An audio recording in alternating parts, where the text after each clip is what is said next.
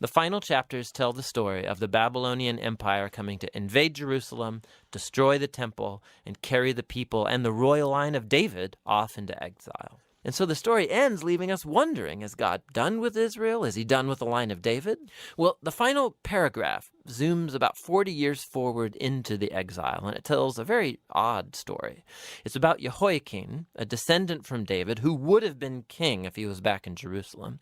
And the king of Babylon releases him from prison and invites him to eat at the royal table for the rest of his life, and the book ends. So it's not much, but it's a story that gives a glimmer of hope that God has not abandoned the line of David. So the question now is, how is God going to fulfill his promises to Abraham, to David? How is he going to bless the nations and bring the Messianic kingdom? And to answer those questions, you have to read on into the wisdom and the prophetic books. But for now, that's the book of Kings. 2 Kings 24.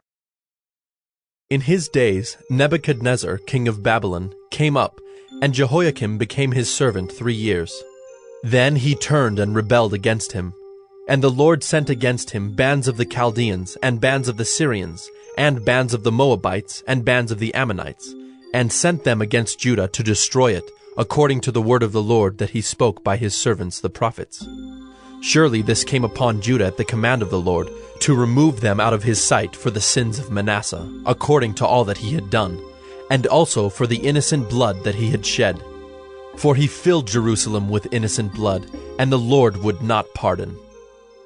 Now the rest of the deeds of Jehoiakim, and all that he did, are they not written in the book of the Chronicles of the kings of Judah? So Jehoiakim slept with his fathers, and Jehoiakim his son reigned in his place. And the king of Egypt did not come again out of his land, for the king of Babylon had taken all that belonged to the king of Egypt, from the brook of Egypt to the river Euphrates. Jehoiakim was 18 years old when he became king, and he reigned 3 months in Jerusalem. His mother's name was Nehushta, the daughter of Elnathan of Jerusalem. And he did what was evil in the sight of the Lord, according to all that his father had done.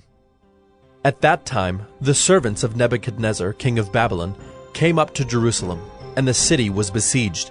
And Nebuchadnezzar, king of Babylon, came to the city while his servants were besieging it.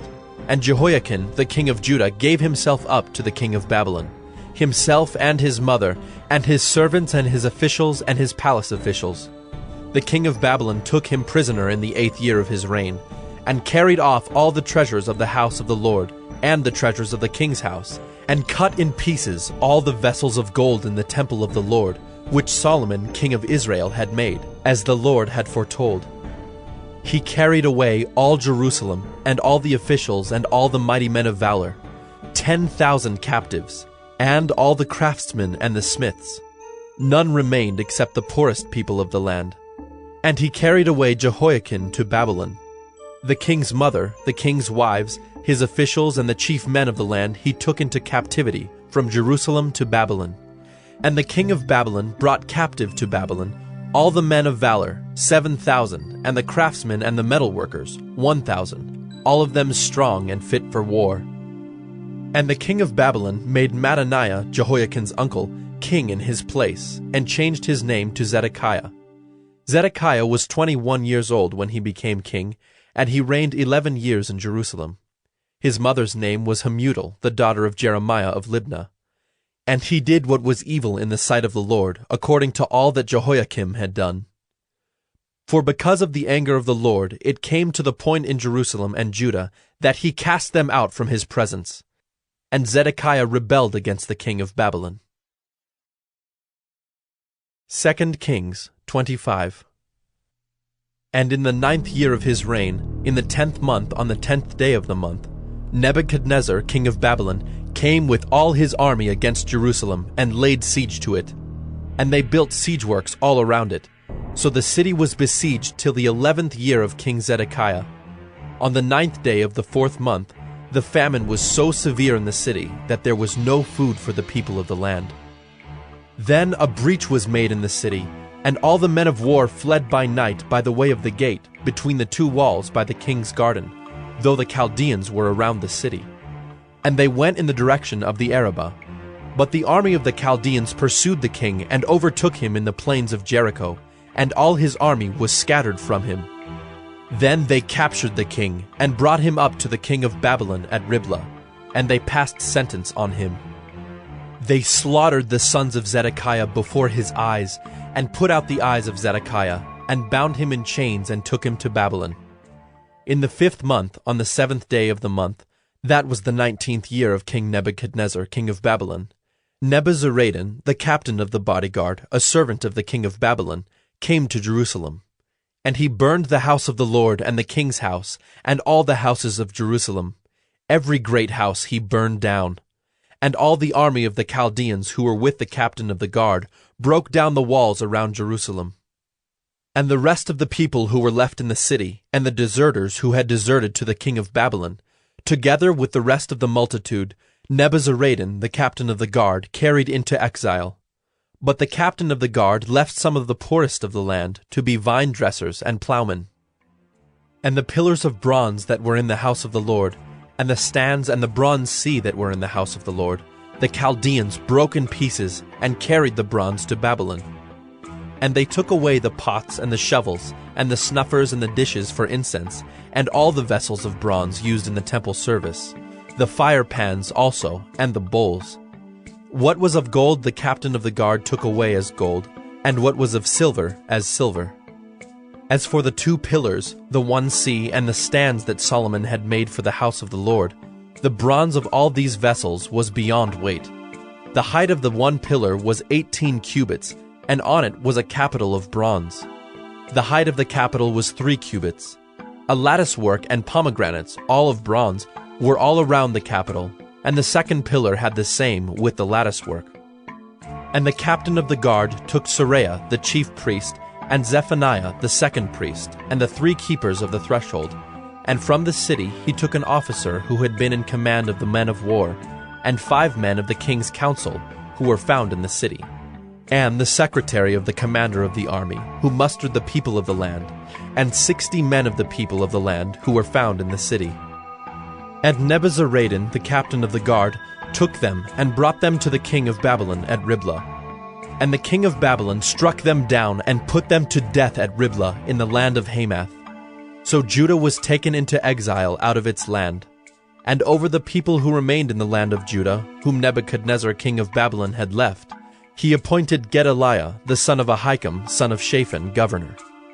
Now when all the captains and their men heard that the king of Babylon had appointed Gedaliah governor, they came with their men to Gedaliah at Mizpah, namely Ishmael the son of Nethaniah, and Johanan the son of Kareah, and Seraiah the son of Tanhumeth, the Netophathite, and Jaazaniah the son of the Maacathite. And Gedaliah swore to them and their men, saying, Do not be afraid because of the Chaldean officials. Live in the land, and serve the king of Babylon, and it shall be well with you. But in the 7th month, Ishmael, the son of Nethaniah, son of Elishama of the royal family, came with 10 men and struck down Gedaliah and put him to death, along with the Jews and the Chaldeans who were with him at Mizpah. Then all the people, both small and great, and the captains of the forces arose and went to Egypt, for they were afraid of the Chaldeans. And in the 37th year of the exile of Jehoiakim, king of Judah, in the 12th month, on the 27th day of the month, Evil-Merodach, king of Babylon, in the year that he began to reign, graciously freed Jehoiakim, king of Judah, from prison. And he spoke kindly to him, and gave him his seat above the seats of the kings who were with him in Babylon. So Jehoiakim put off his prison garments, and every day of his life he dined regularly at the king's table. And for his allowance, a regular allowance was given him by the king, according to his daily needs, as long as he lived.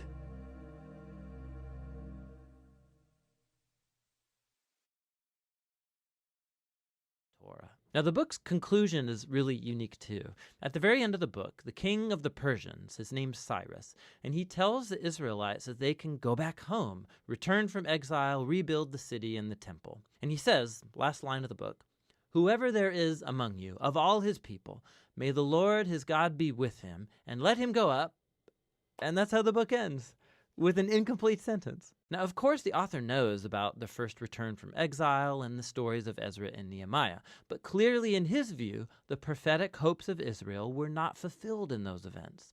And so this incomplete ending shows that the author's hope is set on yet another return from exile, when the Messiah will finally come to rebuild the temple and restore God's people. And so the book of Chronicles, it's the final book of the Jewish scriptures. It ends by pointing forward. It calls God's people to look back in order to look ahead, because the past has become the source of hope for the future.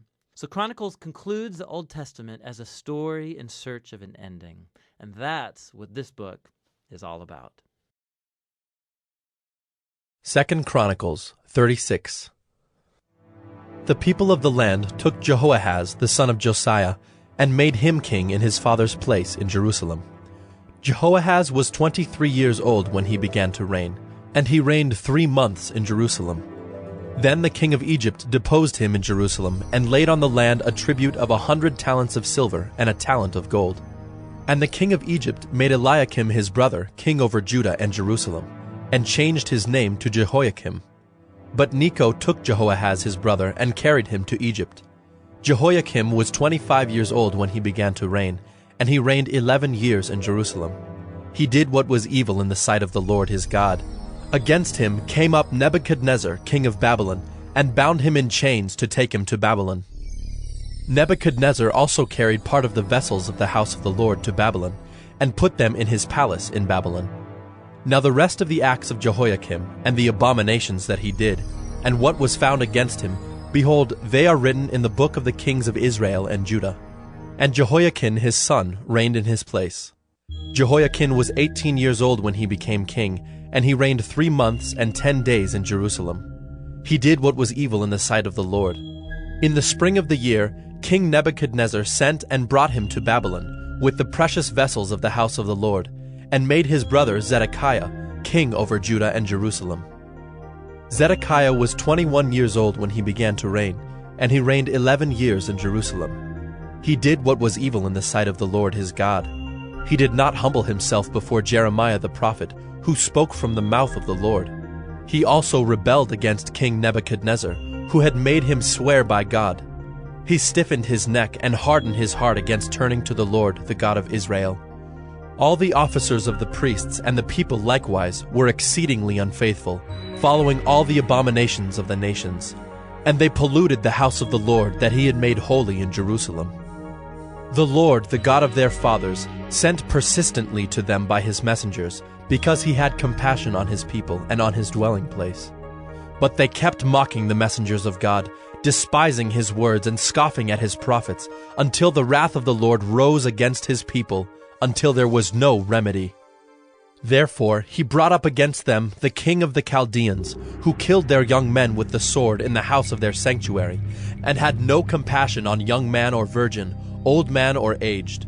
He gave them all into his hand, and all the vessels of the house of God, great and small, and the treasures of the house of the Lord, and the treasures of the king and of his princes, all these he brought to Babylon. And they burned the house of God, and broke down the wall of Jerusalem, and burned all its palaces with fire, and destroyed all its precious vessels.